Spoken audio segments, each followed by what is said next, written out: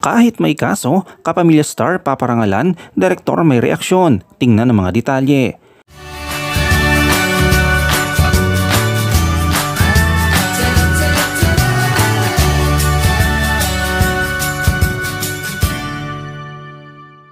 Sa mga susunod na araw, tila hindi mapipigilan ang pagpaparangal kay Vice Ganda, isang kilalang kapamilya star. Itong nakaraang July 25, nareklamo sa korte si Vice at ang kanyang nyowang si Ayon Perez dahil sa harutan sa icing ng cake sa Isip Bata segment ng It's Showtime. Gayunpaman, sa kabila ng kontrobersyang ito, isa si Vice sa mga bibigyan ng parangal sa closing ceremony ng 3rd Philippine Film Industry Month o PFIM ngayong September 29, Biyernes sa Acacia Hotel, Manila. Sa gala night ng 3rd PFIM nitong September 16 sa Teatro Promenade Green Hills sa San Juan ay nakapanayam ang technical consultant ng Film Development Council of the Philippines na si Direk Jose Javier Reyes kaugnay sa paratang na bastos at immoral kay Vice Ganda. Sa kanyang pahayag kaugnay dito ay sinabi, "I feel it's an overreaction. Yun ang sa akin lang ha, it's an overreaction because there are worse things that have been done in television which can be more criminal in context than eating icing in their fingers, hindi ba? So it's a sign of the times na ang epekto ng social media na pag-shape ng opinion ng tao na kung minsan napapalaki yung dapat ay hindi naman. It's a bandwagon mentality, but I hope eventually reason will win out okay. I do not exactly approve of what they did but not to the point of calling it a criminal act. Yeah, I mean it's maybe mischievous, it may be out of context but not to the point of calling it a criminal act. It is so sad that so many people are being involved in it. Okay, it's so sad. In a way, it's unfair to Vice and his partner.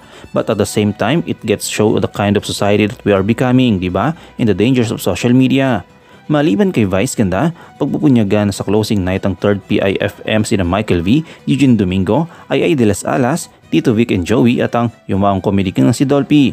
Tuloy pa rin ang tawanan, ang tema ng month-long celebration kung saan punong abalas ang FDCP. Kahit ano pang sabihin nila, paparangalan ng FDCP si Vice sa closing night ng 3rd Philippine Film Industry Night, hindi nila i-retract ang pag-honor sa Unconquerable Star. Dagdag pa na pahayag ni Joey Reyes ay sinabi, "I mean whatever accusation that is being hurled at their direction, it's got nothing to do with the achievements that he has done in the past, diba? Because over years, he has been the face of Philippine comedy and there is no way you can erase that, okay, by a simple act. This award is an icing on his cake." After the movie Patikim-Tikim and 4-part anthology ng Secret Campus, may bagong aabangan kay Direk Joey Javier Reyes sa Viva Max. Ito ay ang pelikulang Cariño Brutal na bida si Apple D. Iba ito sa Cariño Brutal ng 1998 na Rosana Roses at Daisy Reyes sa direksyon ni Romy Zuzara. Meron din siyang bagong Viva Max series, ang Kalaguyo, hindi pa nagpa-finalize ang cast nito. Natanong din kung kumusta ang pinapitch niyang movie na Larong Daliri. Aniya, masyadong nababastusan ang Viva sa title, meron nga sila Lunoko o Lunok. Nilinaw ni Direk Joey na ang Larong Daliri ay walang kinalaman sa mga lesbian. Kwento ito ng isang manikurista. Ano ang iyong komento kaugnay dito?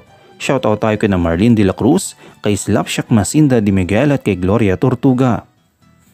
I-comment mo lang ang inyong opinion sa comment section at huwag kalimutang i-like, i-follow, i-subscribe ang bcgram.net para sa mga latest happenings.